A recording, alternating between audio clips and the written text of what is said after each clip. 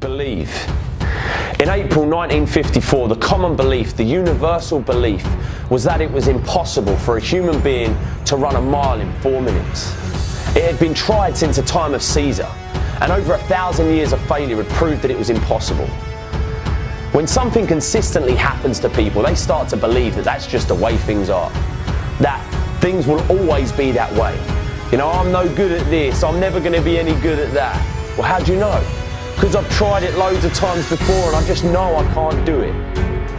Well, Roger Bannister came along and he broke the 4-minute mile. He did what men have been trying and failing to do for over 1,000 years. But you want to know the real crazy thing?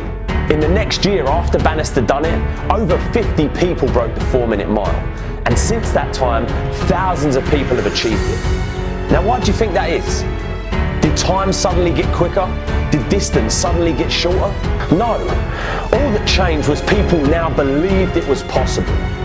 When asked how he achieved this seemingly impossible task, Bannister answered, "I just believed I could do it.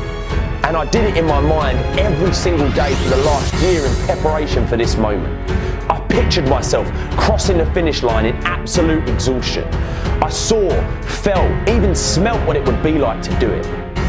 Now maybe you're in a position where you've got beliefs about your situation.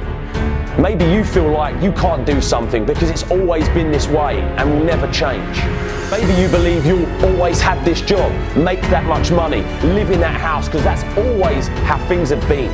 This is your belief, and until you start believing different, nothing's ever going to change. You have to first see it in your mind, that place where you want to be. You have to picture yourself there. Wherever it is, you've got to picture yourself there.